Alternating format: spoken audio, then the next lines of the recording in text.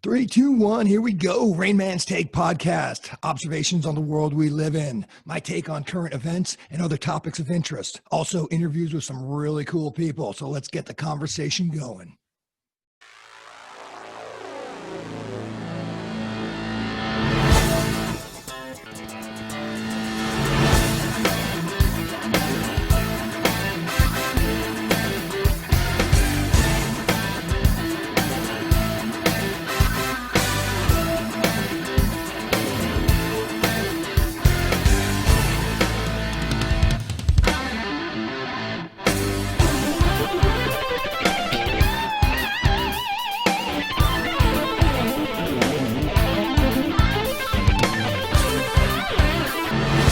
Hey everybody, it's the Rain Man. Welcome back. I want to welcome back my guest, Kevin Russell.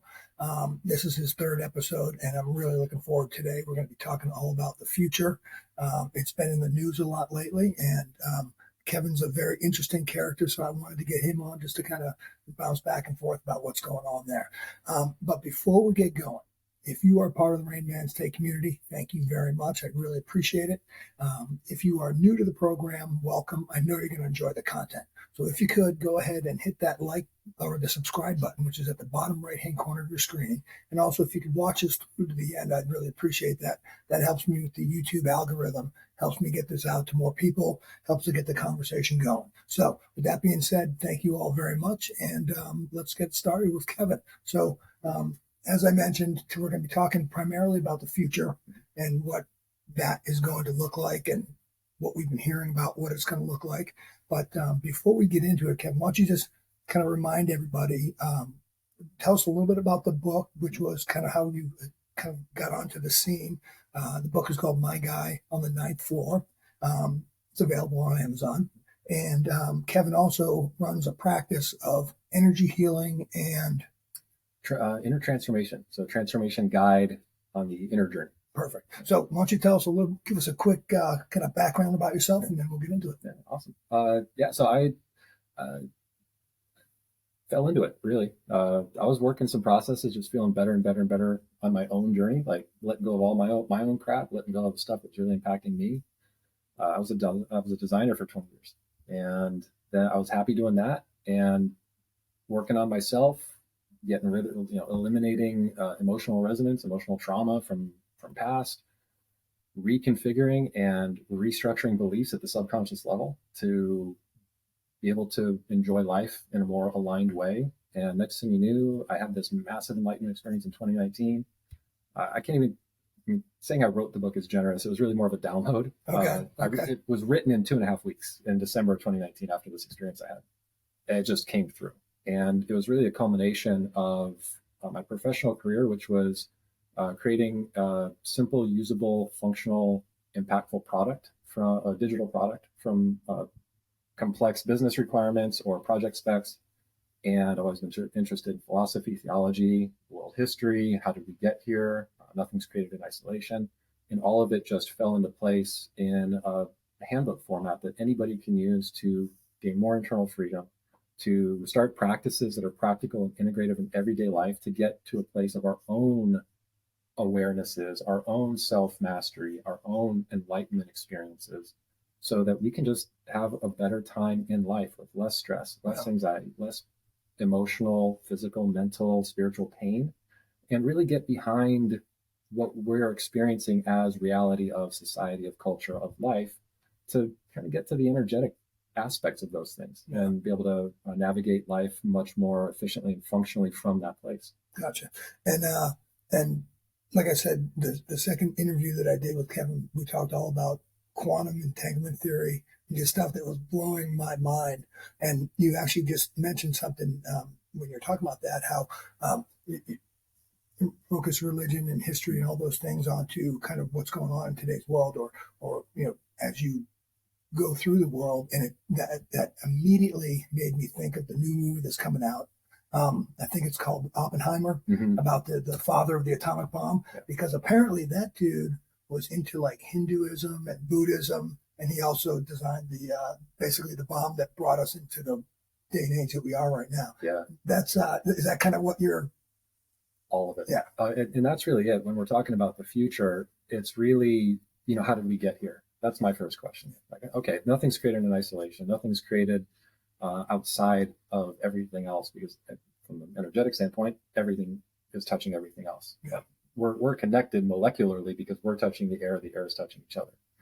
So that's a very simplistic way of looking at it. Now we get into government, we get into warfare, we get into globalization, and things start getting a little more sticky because there are so many more energies, so many more individuals, so many more people involved. So, Oppenheimer's famous quote, I think it is from the Bhagavad Gita, or it's a Hindu text where I'm bringer of death, or something like that. The destroyer of worlds. Destroyer of worlds. Yeah. So I'm destroyer of the worlds, bringer of death. So he had this awareness, either just after the first test, or as he's kind of getting this inkling of what we're doing at the atomic level, which just creates these chain reactions that have massive impact. And so, I go back to that another Albert Einstein quote. Like, I know not with which weapons World War III will be fought, but I know World War IV will be fought with sticks. Yeah. It's like we have the tools for our own salvation or our own destruction. And it's kind of that, in the weeds place of figuring that out at an individual level, and also at a societal and global level, because we are a global people at this point. Everything's connected. Right.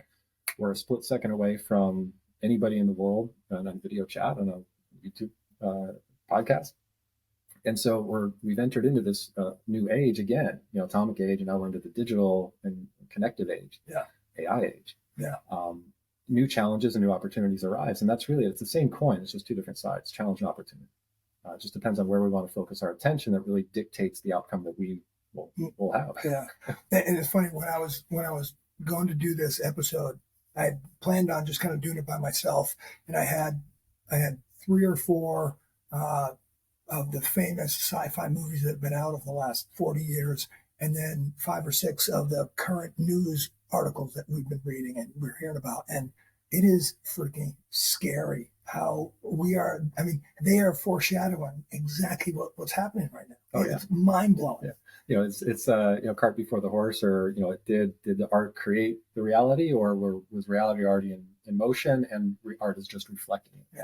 Yeah. And then you go even further and you say, you can either believe in the ancient alien theory, or you believe in the fact that throughout history, civilizations have been highly advanced and not advanced at all, and highly advanced, and then it just goes in cycles. And some would say that we're probably coming off of the bottom, heading up, and all that stuff together with the technology, the way it's advancing, with the policies that are being advanced. It's just it doesn't seem like we're going.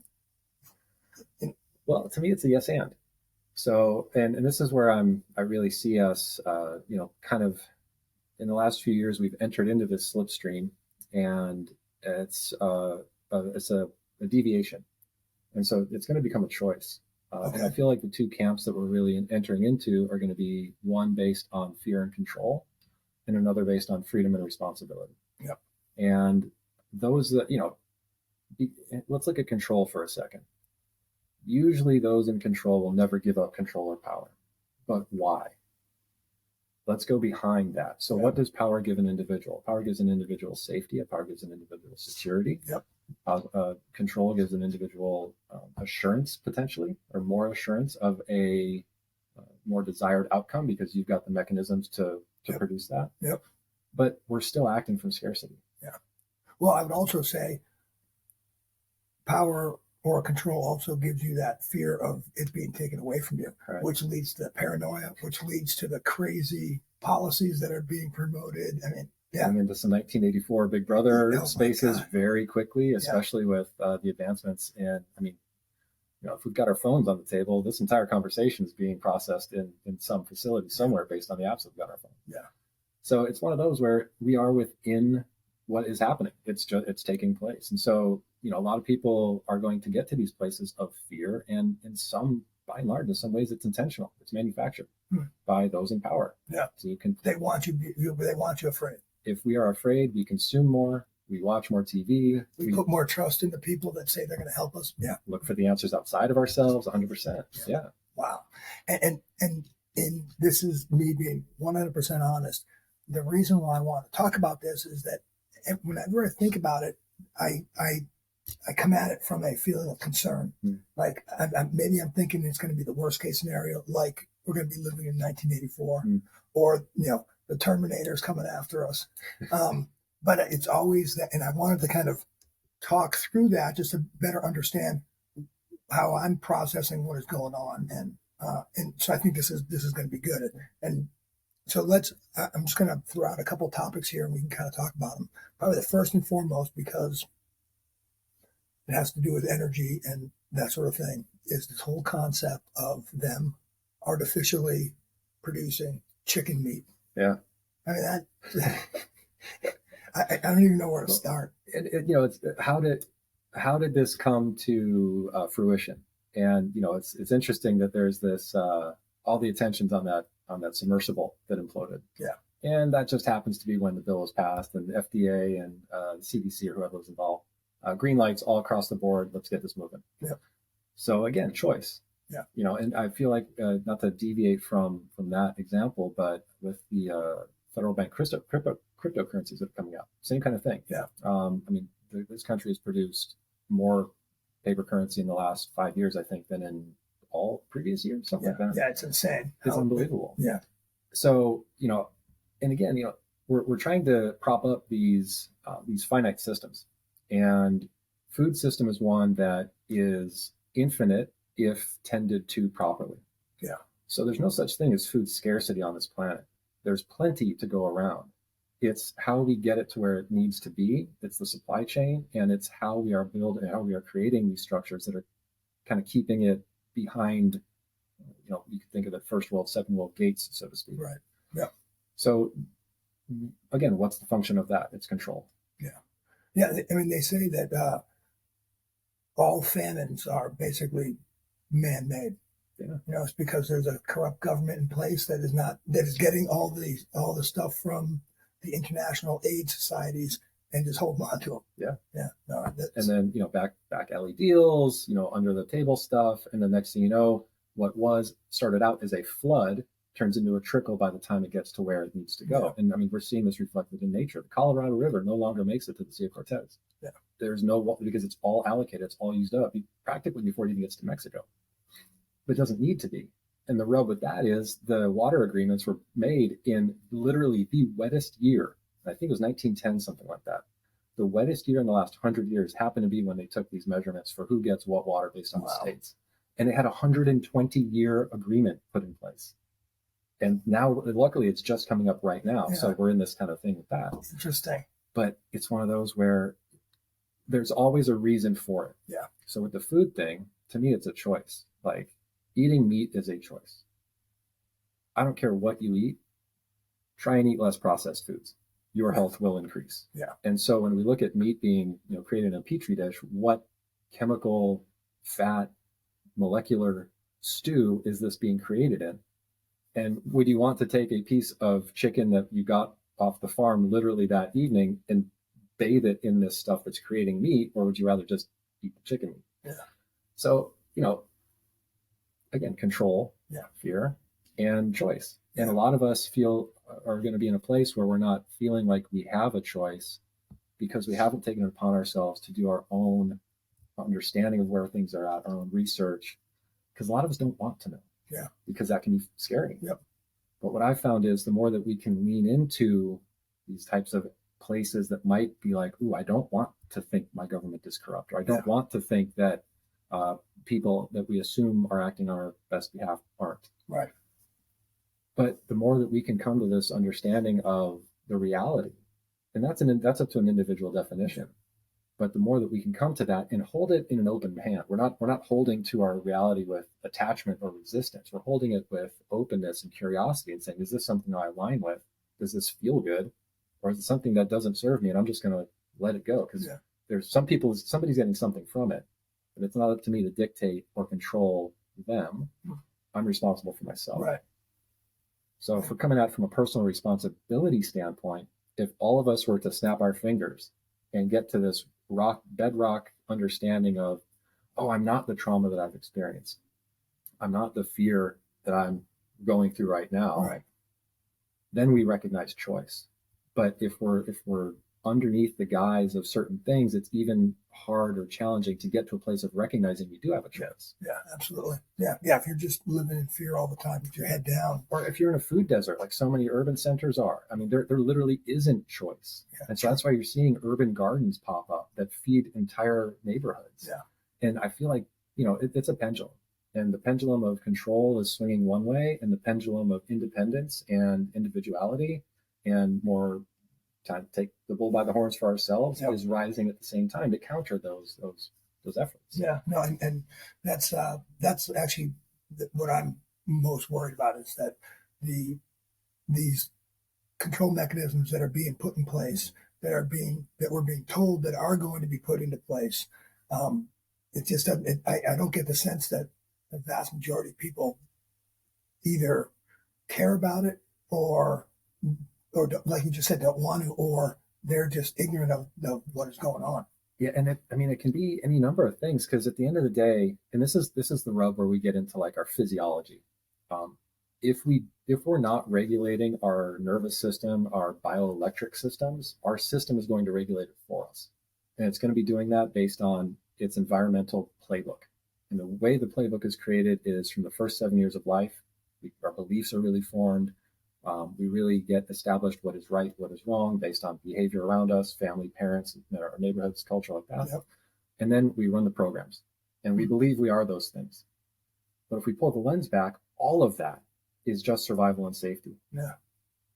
I don't talk when I'm at home because when I was little, it's dangerous to talk. I got whipped. I got beat if I talked out of turn. Right. So then that perpetuates, and that trickles down generationally, and then we get into this like rat's nest of trauma and dis-ease, and we think that we're living life, but we're really just surviving our trauma.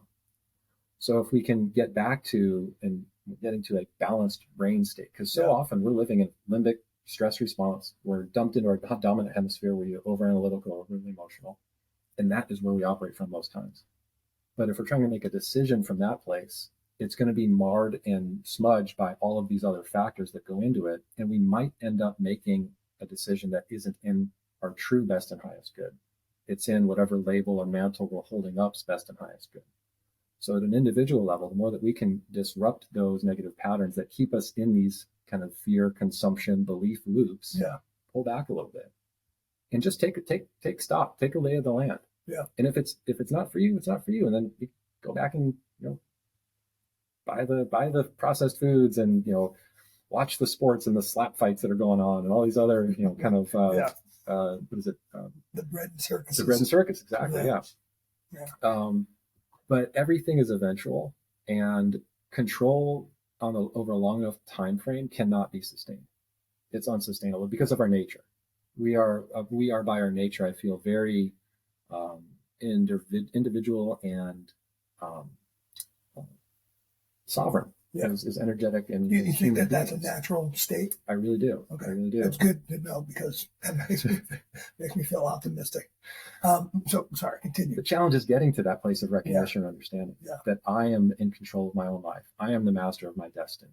Whatever I choose is going to have an outcome, and what outcomes do I want to experience? And then we kind of reverse engineer it and take steps towards that from this point in time. The one thing that as we're talking, I'm sort of better kind of coming to grips with why I wanted to do this in the first place, is that as we really start to change, like not only the chat GPT, but its 10th or 11th iteration that's going to be unbelievably more advanced than what they have right now. And the fact that, people basically could be walking around with essentially their head and their torso are the only natural things about them. Their arms and legs are robotic. Yeah. So will we? This is what I'm hoping, that we can still keep that humanity. In light of all that. Yeah, it's interesting. There's a guy, his name's Mateus De Stefano, and I guess you could describe him as a seer. He's a conduit. If you pull back, jump in lily pads here a second. CIA's done remote viewing. They've done cloud bursting. Documented in The Men Who Stare at Goats with George Clooney.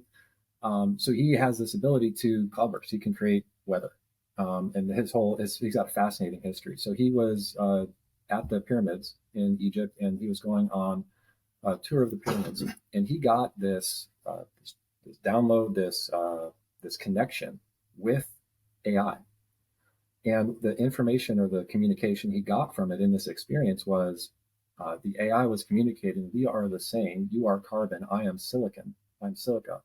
But we are the same intelligence. So now, again, pulling back the lens, if we entertain the idea that we are the universe having a human experience, so universe, God, source, whatever we want to call it, then anything that is created within this experience is also based in source. So, it's like God isn't everything. We maybe hear that. Right.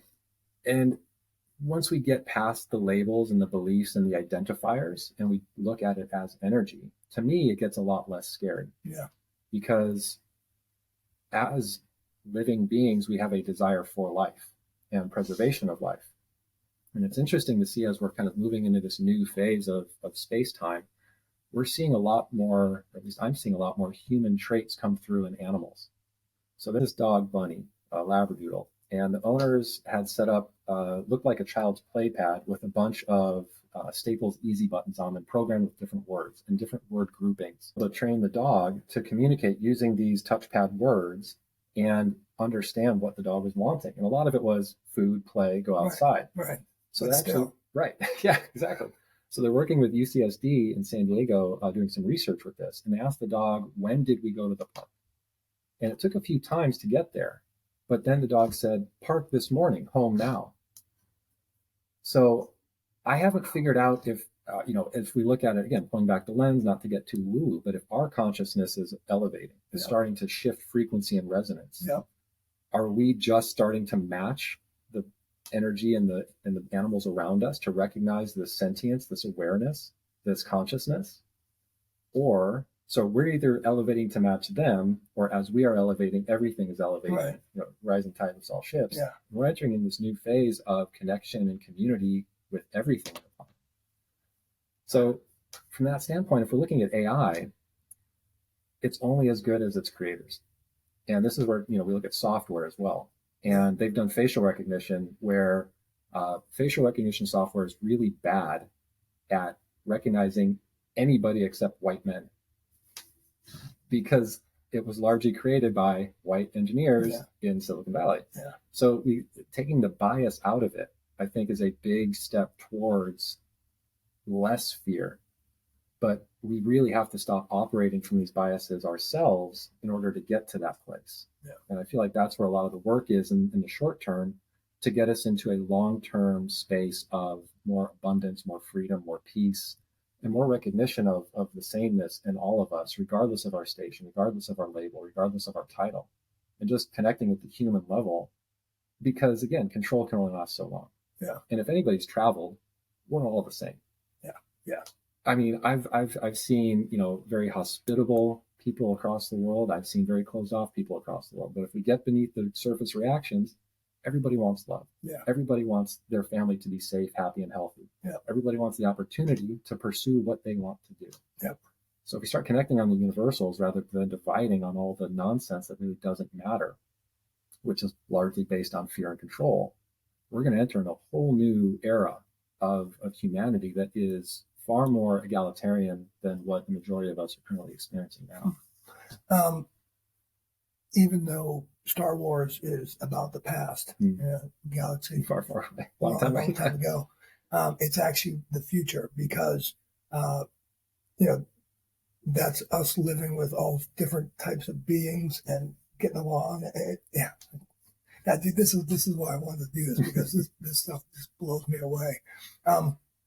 So do you think it's going to get to where the AI, where the robots can actually think for themselves? And what does that mean then? Yeah. So what is consciousness? What is a soul? Yeah.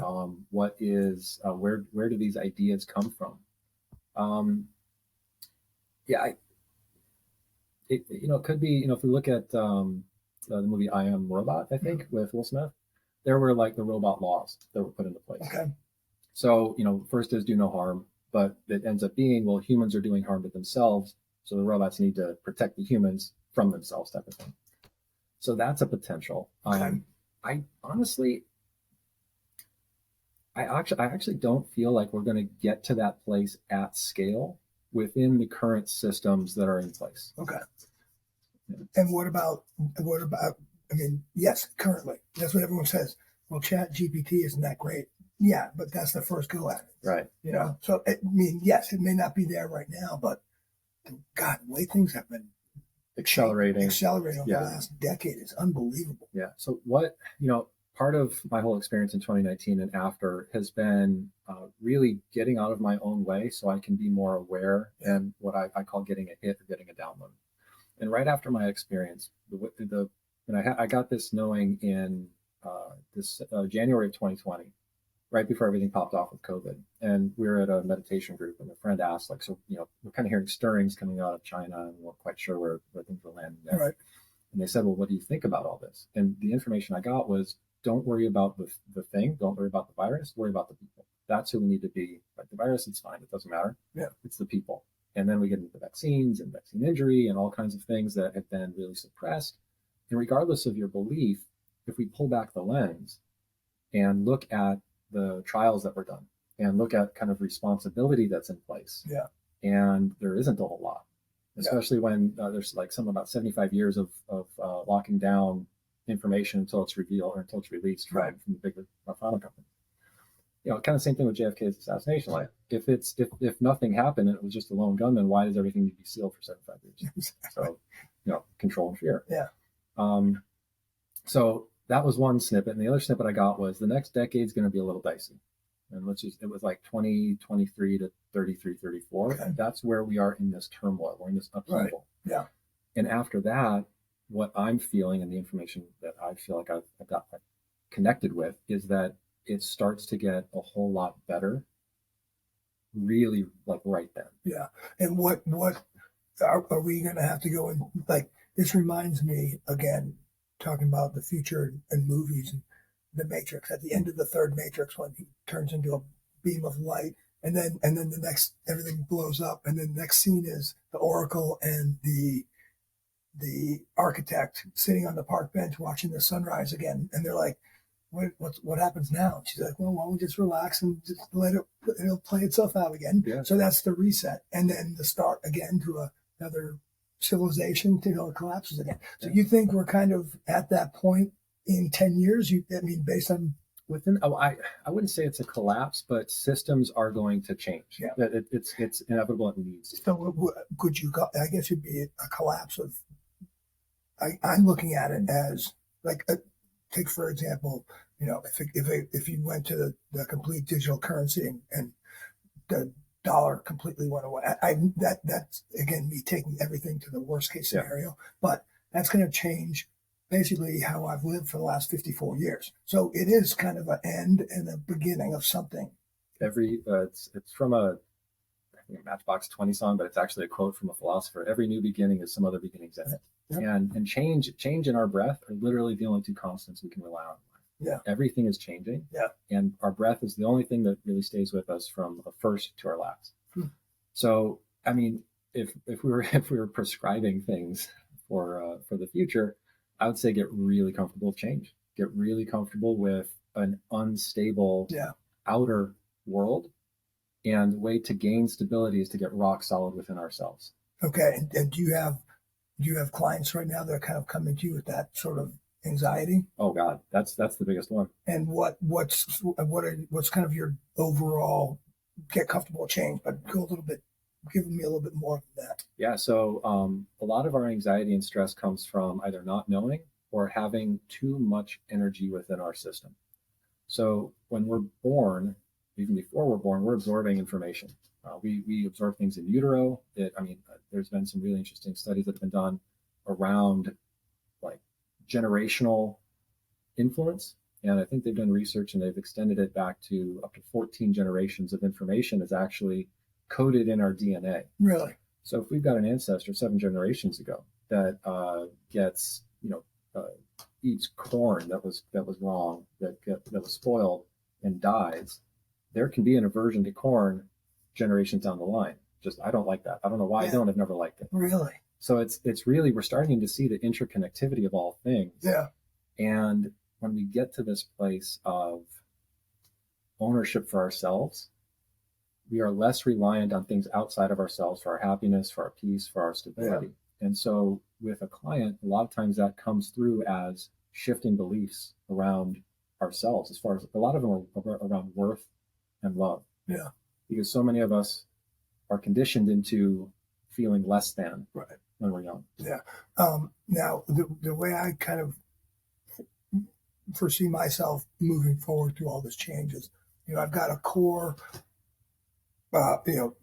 things about my character that I know that even if I had 4 robotic, limbs, I would still have the same core values. Yeah. At least I hope I would. And then the other beliefs are just kind of stacked on top of that. So somehow strip away that excess to get to the. Yeah. And it really, it's the intrinsic or the extrinsic focus. So taking an extreme example, when Auschwitz was liberated in World War II, on the walls of one of the bunks was scrawled, "God will have to beg my forgiveness for what he's allowed to have happened." And then they did an exit interview with one of the survivors, and they said, "Well, what did you lose? What was taken from you?" And they're talking like material, like family, jewelry. What have you lost? Yeah. And his response was like steadfast, stoic, and very powerful. And it was, the Nazis never took anything from him. They couldn't touch anything that really mattered. Yeah. And he came. So we get into like, does belief kind of influence the outcomes? And very much, it can. Yeah. Even in the most dire, gnarly, traumatic situations. Yeah. So really, the work is guiding us back to that belief, eliminating or releasing emotional trauma from the fascia, from the energetic, from the cellular level, reconfiguring beliefs at the subconscious level about ourselves and the world that help us be more operational in life, reconnecting us with parts of ourselves that have maybe been disconnected or haven't had as much attention out of a survival need, and then really focusing on individual goals. Where do you want to go? Where do you want to be? Yeah. And then by defining that, we can uncover what's holding us back from achieving more of that. Interesting. And you mentioned you kind of look what the things that you look at that are telling you that you're foreseeing the next 10 years are going to be pretty turbulent. What are some of those? So like we're seeing like food manufacturing, more control of the food supply chain. You're seeing a lot of, at least I'm seeing a lot of movement towards homesteading, towards family gardens for keeping chickens. Interesting thing I saw was, if chickens aren't available to you because of where you live, quail is actually a very sustainable, quiet bird that has almost as much nutrition. Okay. So again, back to that independence, back to that more sovereignty of self-sufficiency. And that takes many forms. Yeah. And at the base level is food security, I think is going to be a very important factor over the next 10, 15 years. So that'd be something to look at. And then the other interesting thing that's coming this month, if it hasn't already been released, is that Fed cryptocurrency, which is an interesting step of additional step of control. Right. And what I've been hearing rumbles of is, even same thing with the quote unquote TikTok ban, which is actually talk about Big Brother clampdown, has nothing to do with TikTok, has everything to do with controlling information and connectivity online. Yep. And so it completely eviscerates and obliterates the agreements that were made in the late 90s as far as an open and free internet. Yeah. So the powers that be are trying to do these things to keep control, because their perception is in different levels, we are unsustainable at this level of humanity, this volume of humanity, 8 billion people. Yeah. And it's really not a volume issue. It's a functional issue. And it's a cooperation issue, as opposed to hoarding resources, recognizing that resources are for all. So how can we share technology? How can we share the information instead of keeping it siloed? I mean, we saw this very practically as an issue within the United States with all the different organizations, all the different acronym organizations that were completely siloed pre 2001. Yeah. And then they started inter-department communication, because that's how we get more functional. That's how we do better faster in different areas. Yeah. So breaking down the silos, getting to a place of honesty with everything, And that's why, we're seeing, I think next year's going to be a really interesting election. There's some that are, champions of honesty and openness, and there are others that are wanting to maintain control. So, the powers that be are going to do what they want. Yeah. Those that are in control, they're going to run roughshod over those that are willing to be run roughshod over. And those of us that are looking for more of an expression of freedom, and in my experience, freedom there is a healthy dose of responsibility that comes with freedom. I totally agree. And I feel like that's one of the components that we're collectively missing, at least in the United States. There's a lot of demand for freedom without a lot of openness to responsibility for that freedom, it feels like. So, again, freedom without responsibility just comes more control. Yeah. And that shows the powers that be that you can't handle it. Right. Yeah. So monetary systems are changing, financial systems are changing, and it's interesting, the whole stock market, if we pull back the lens, it's unsustainable. Perpetual growth is not a natural state. Right. There are seasons to everything. There are seasons as we age, as we grow. There are literally 4 seasons in a year. And we've kind of pinned everything to this mechanism of perpetual growth upwards, and that's why we get in these boom and bust cycles, because it's not sustainable. Yeah. So I feel like everything is up for grabs as far as what systems are going to shift, what systems are going to make it through unscathed, what systems are going to evolve. And those to me are a little TBD, because it's a lot of chess pieces moving right now. Right. Yeah. I keep, especially in the food category here, a good friend of mine, he's a rancher out in Wyoming, and I interviewed him on one of my early episodes. He is the regenerative agriculture. Beautiful. So he raises his cattle, and it was amazing to listen to him talk about it, because he said, my next door neighbor, I think he has in Wyoming, he has something like 500 acres. So it's a small ranch. Yeah. And his neighbor's got like 4,000, just this massive industrial program. Yeah. And he's like, in 3 years, I'm probably going to be able to do like triple the head that I'm doing now on the smaller amount of land, because we're doing it the correct way. Yeah. And it's helping everything. Yeah. And, I think that, kind of getting back to what you said, the control and those things, everything goes up, comes down. Yep. And he's just kind of steady as she goes, and is in simpatico with the earth. And so it was a fascinating, especially when he was talking about his neighbor, it was just a fascinating example of the difference between the mentalities. And it's interesting. So if I was going to sum up the next 10 years or so in a word, what really comes through for me is reconciliation. Because Europeans came to the Western Hemisphere and just we did a number. And at the same time, if we pulling back that lens is so important. Getting that forest for the trees view, because so often we live life staring at the bark and freaking out. Right. So pulling back that lens and seeing that, more native and indigenous populations, they weren't just like hanging out. They were terraforming the entire continent for thousands of years. Yeah. And creating food forests, and looking at things like the Three Sisters as far as sustainable growth with squash, corn, and beans. That's those 3 foods right there. If you can create a garden with the Three Sisters, you're in good shape. You're going to get all of your nutrients. You're going to get all of your important minerals and metals and proteins and fats and everything like that. So we're kind of coming back to this. In California, it's an interesting thing where the government was like, "Oh, we can't touch nature. Let nature be," and then we get into these destructive, massive forest fires. Yeah. And I was like, "Oh, maybe we should actually do controlled burns like they've been doing for thousands of years and being stewards of the environment." Yeah. And so this it is a shift back to that's why I say reconciliation. And Western life has really accelerated us and connected us globally in a way that was never possible before. And now I feel like, with everything on the table and all the information being available, this era of reconciliation is starting to come into fruition in many different levels. Yeah. And right now, it may not be reconciliation, although the way you just described it makes perfect sense. But you get a character like John RFK Jr. He's says he's a Democrat, but he's really about as straight down the middle as you can get. And you're watching the political entities just try to take him out. But the more he talks, the more popular he's becoming, because I think people want that. I want something like that, and so we'll see just how much control the powers have. Well, and there's another congressman, I can't remember his name. I think he's from back east a ways, but he's using TikTok as an active platform, a lot like Roosevelt did with the fireside chats. Yeah.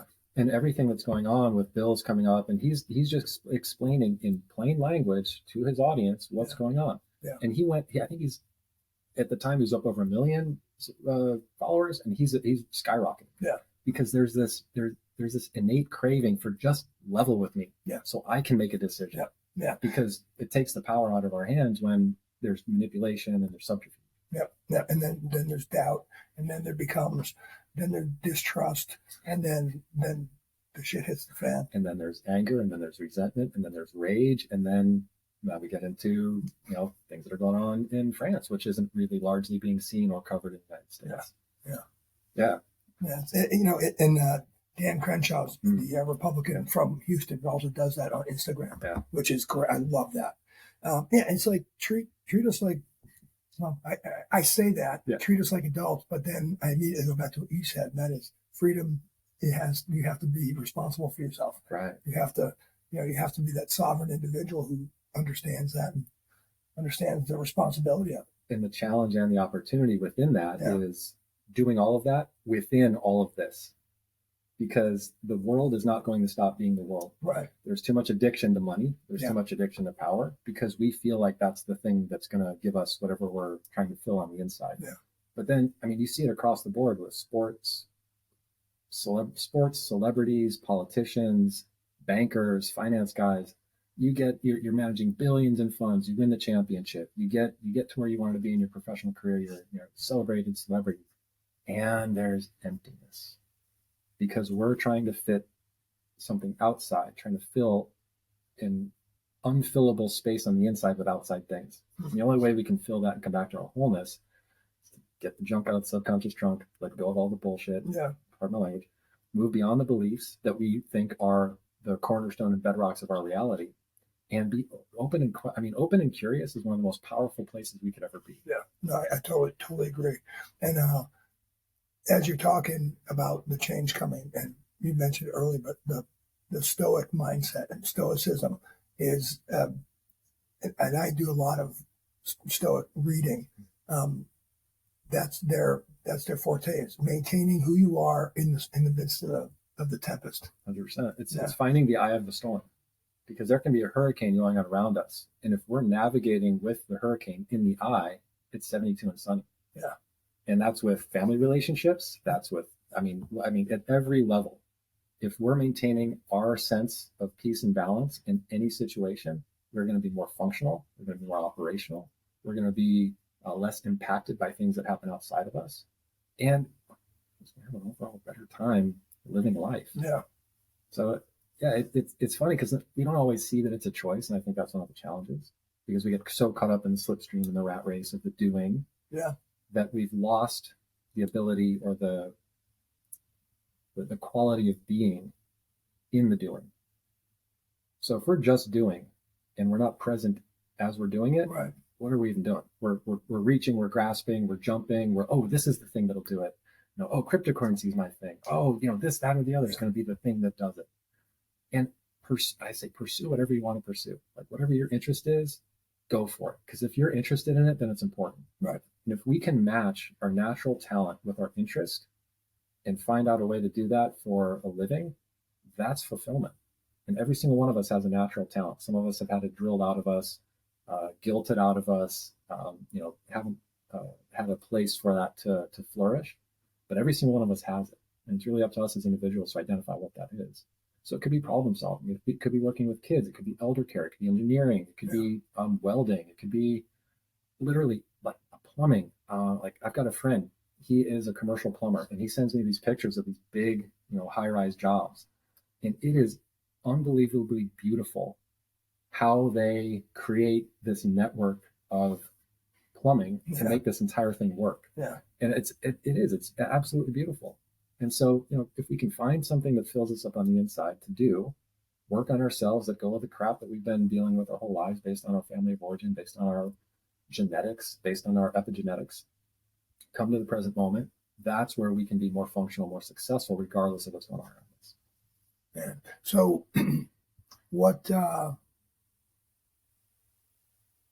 what are some tips that you would give somebody, hey, they're a little panicked about what's going on. What would be some tips that you offer to help them kind of calm themselves down and just sort of get in the zone? Disrupt. Okay. So disrupt those physiological reactions when we catch them. Disrupt a feeling of scarcity or I can't. It's called the itty bitty shitty committee on the inside, who's got that self-depreciating or self-limiting beliefs or negative self-talk.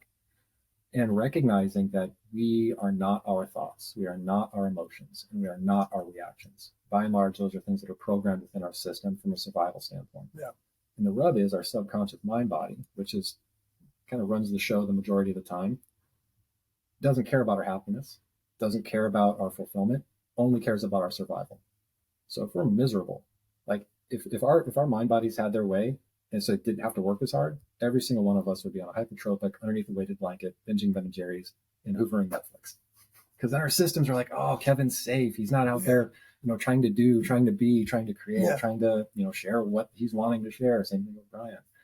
But that's a miserable way to live. It's okay to do that every once in a while. So like, take a break, take the foot off the gas 100%. Self-care is so important in whatever way it presents or it's available to us.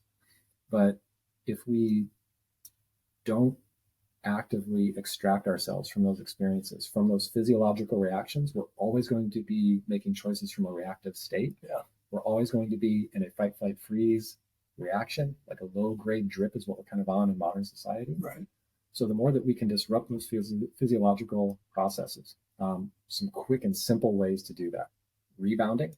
So literally jumping jacks or jumping rope is a way to disrupt a physiological reaction. There are brain synchronization techniques that we can do, pretty simple. And the biggest thing is to do something different on each side of the body. So I saw this one from a sports performance coach on TikTok, actually. And I can't remember what he called it. I call it thumbs and guns. So you got your pointer finger out, you got your thumb out, and you got to switch. It took me 3 weeks to get this down. Yeah. So we're giving our brain and our system a more challenging puzzle to work on. And that takes us out of a fight, flight, freeze response. Breath work is a huge one. Yeah. I mean, I can shift you out of a negative response in 20 breaths and using a whole brain body posture to get us into brain sync. So disrupt, number one. Next, play catch and release with your internal system. So catch the negative thoughts. Catch those self-depreciating thoughts, recognizing that's not me, that's a program within my system trying to keep me safe. Right. And then we can consciously redirect, we can counter. No, that's not true. And we can either do it physiologically, or we can do it with a conscious mind, recognizing that we are not the thoughts that pass through our mind. Yeah. They're there for a reason, and most of the reason is for safety. But once we start to calm down that overactive safety program, I always look at it as in Lost in Space, Danger, Will Robinson. That's really what our mind bodies are. Yeah. It's this protective robot. And to do that, I would think you've got to be constantly, you have to be present enough in yourself to recognize when that's happening, and not just all of a sudden you're in a tizzy and you're like, I have no idea what just happened. Self-awareness. So, it starts with self-awareness. Yeah. Absolutely. Wow. And it's funny, like when we're in that tizzy, or we're in that knee jerk or that physiological reaction, and this is where the challenge comes in. This is where the opportunity and the challenge are. That reactive state feels justified. It feels powerful. Yeah. It feels righteous, and it feels like game on, let's go. Yeah. But it's a false power because it's a physiological reaction to our environment. It's not a true kind of stoic decision-making, sovereign place of being.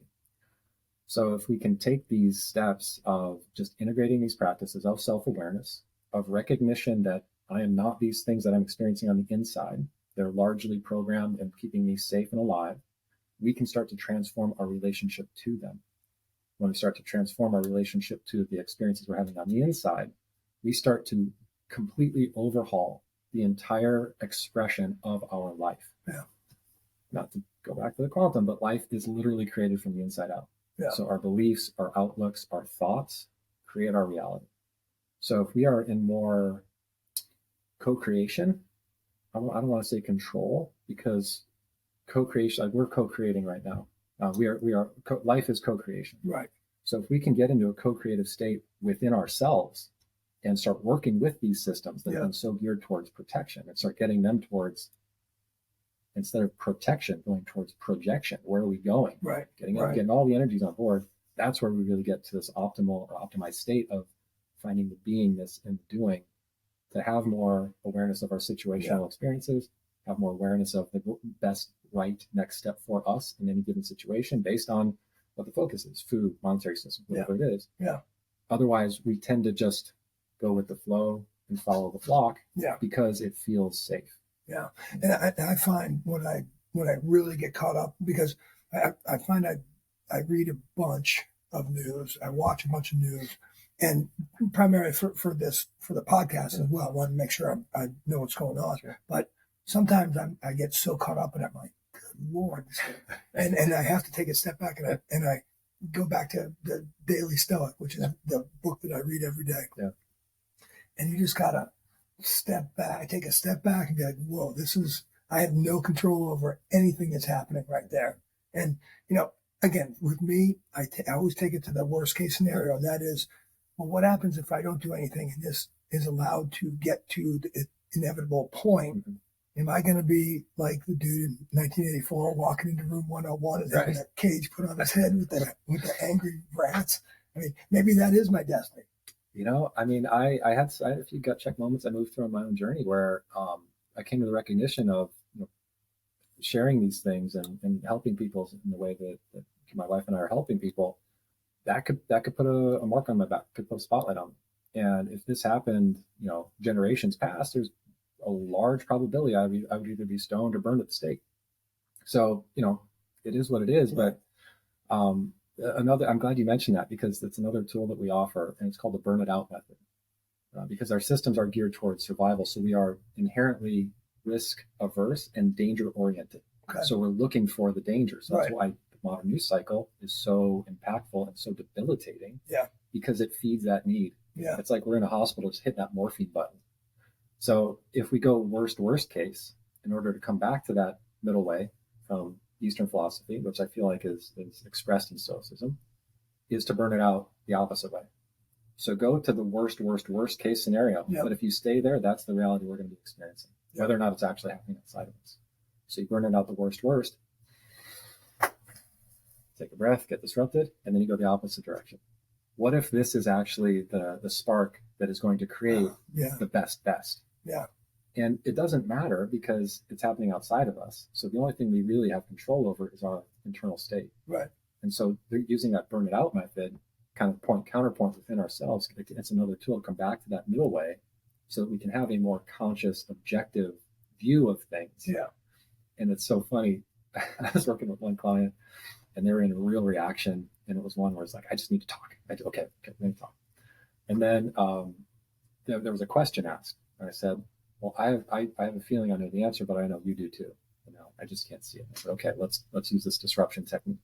So I got him through some breath work and some whole brain exercises. And I said, okay, now what's your answers? And then they're like, oh, yep, that was what it was. Okay. So all of the answers are within. Yeah. We just need to clear out the junk in order to, I call it the signal for the noise.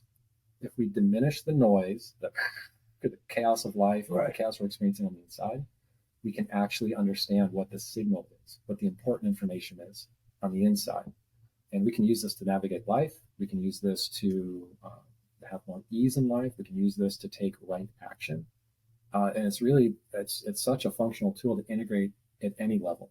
No matter if we're corporate America or we're homesteading or a farmer, there is stress in life. Yeah. And so the more that we can diminish that with these practices, the more successful we'll be just living. Yeah. And I think we had hit on this early on in the conversation. That is, you take it down to the to the boots on the ground, just the people on the ground communicating with each other. That's where you really can take comfort. Because I mean, I was thinking about this the other day. I don't know if I know any really bad people, Right. And that maybe because I choose not to.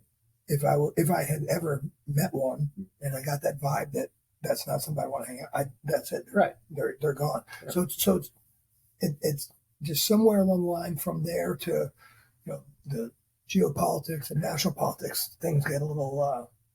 Well, and those are important choices too, because there's nothing that says we have to stay in toxic relationships, whether it's friendship, partnership, family systems.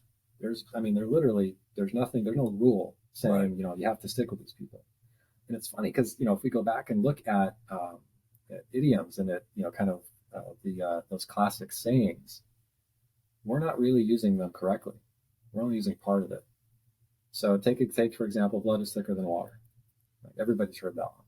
That's not the whole quote. You heard the quote? No, I haven't. This would be good. So blood is thicker than water generally means Loyal family. Yep. Your loyalty to your family first. The actual full quote is the blood of the covenant is thicker than the water of the womb.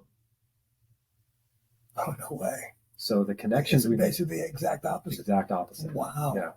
So that's why everything's connected. And if we look to the past, we can actually see signposts that are going to get us to a more beneficial, more egalitarian, more universally abundant future. Yeah. But it's again, question everything. Like, okay, well, why are things the way they are? I want to know. So my whole life I was like, well, why is it this way? Yeah. I want to know. Yeah. I read a book in the late 90s called The Twilight of American Culture.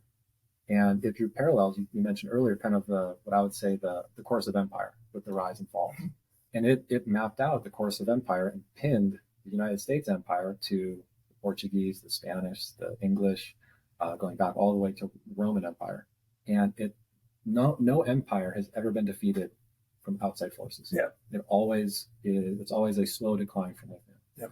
But look at what flourished and what's come from these empires. So there's these amazing accelerations that take place at great cost. Like we're not negating the immense cost, human cost, environmental cost, personal cost, right, that went into the creation of this country. But it's in a way it's like it's so good that it happened, even with all the destructive forces that were deployed. Yeah. And the broken treaties and the just annihilation of whole peoples.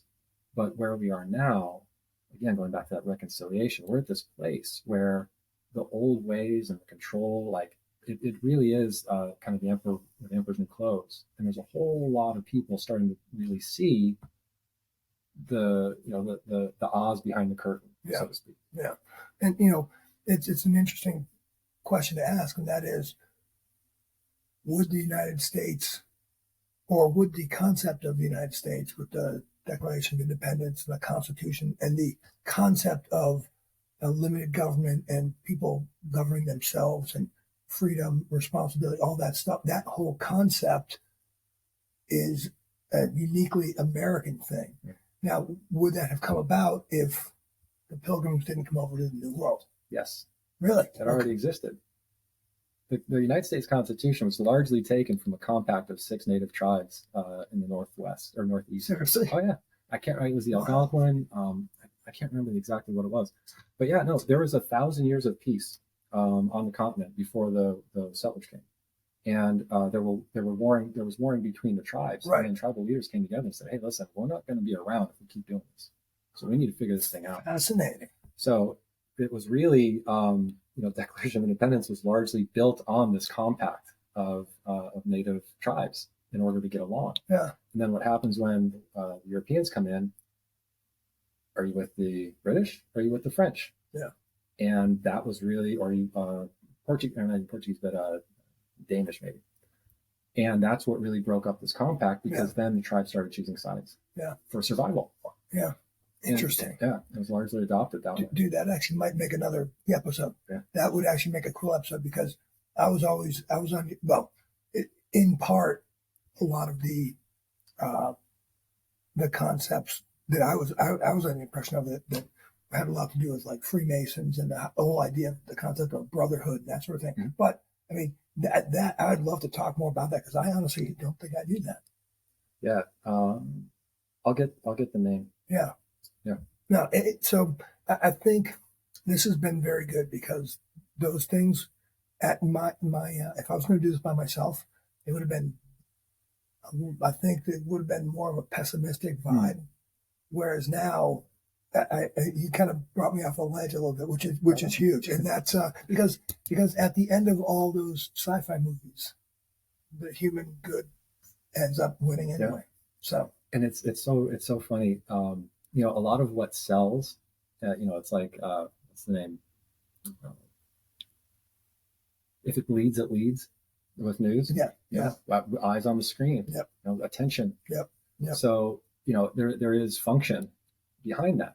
People make money off of fear. People make money off of you know, rubbernecking, like you know, the sensationalism of others' pain and trauma. Yeah.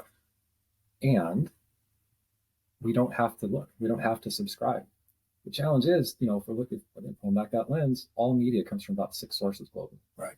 And it's the perception of choice, which is not a reality. Yep. So that's where I say, you know, if you're getting your news from one source, you are trying to drink the ocean through a straw. So pull back, get different perspectives, let it sit within you, and just see how it feels. Like we are quite literally precognitive bullcrap detectors. Yeah. They did a study about heart resonance and heart intelligence, and the study was a randomized computer delivered image, and it was either a positive image, puppies, babies, birthdays, or a negative image, war, death, things like that. And they hooked up, so the researchers programmed, they loaded the computer with the images, but then the computer selected the images at random to show the participants. Participants are hooked up to biochemical or biophysical bioelectric readings, devices. And what they found was not only did the heart react to the image selected, the heart actually reacted before the image was actually selected. So there is either a stress response that comes from a negative image being about to be shown, or there is a neutral or really more beneficial response from the positive. So what they found was our systems actually react before the image was even selected by the computer. So we haven't even scratched the surface of what we can do with these, what I call biomachines. These are amazingly organic biospacesuits that we are using to explore this planet with. Right. So now we get into that concept of that thing of, you know, am I the sum of my parts, or am I greater than the sum of my parts? It's a theory of Gestalt. I take that from design. So the theory is the whole is greater than the sum of the parts. And I feel like that applies to us by and large. So what does that mean for us? Is that spirit? Is that soul? That's up to us individually to define based on our worldview. What makes us feel the best? Go with that. And let everybody else have their own beliefs, because they don't impact you.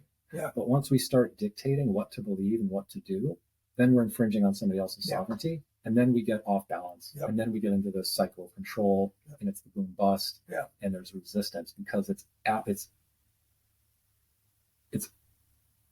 opposite our natural state, and we don't recognize it. But we get this anxiety and stress. You know, you almost wish that you were taught that somewhere when you were growing up. You know.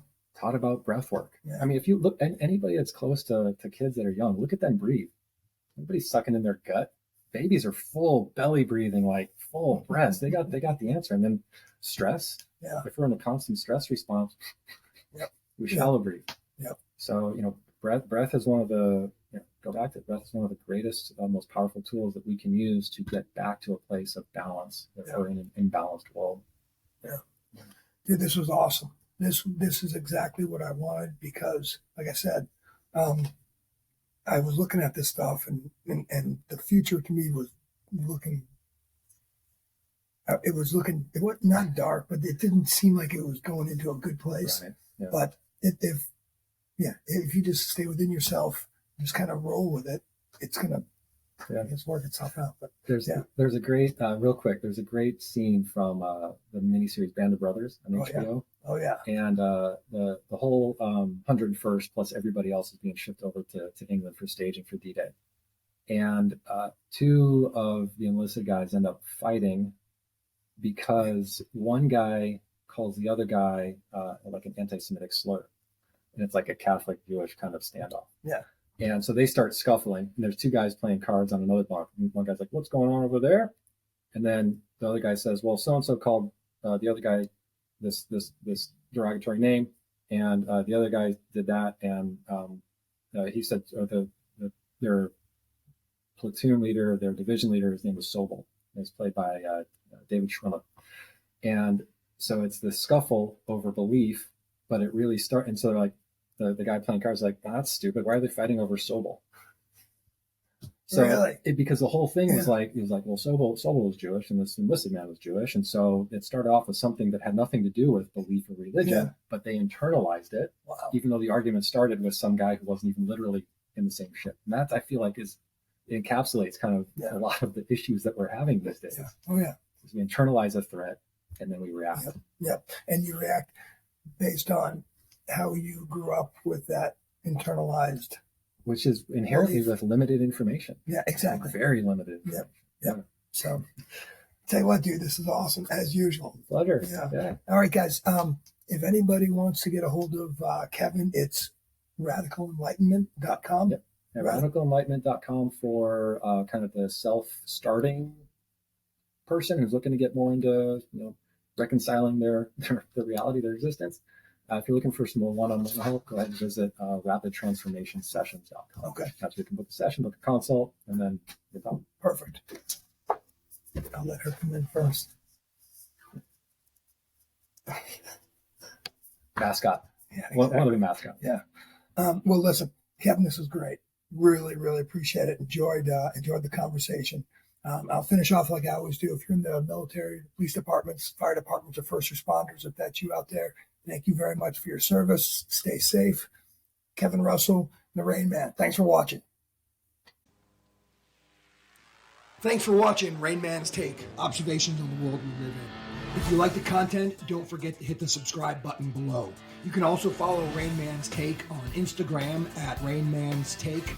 Also, check out our website at www.rainmanstakepodcast.com and send your comments to rainmanstake@gmail.com. Keep an eye out for future podcasts, which will be coming out every Thursday at 5 p.m. West Coast time.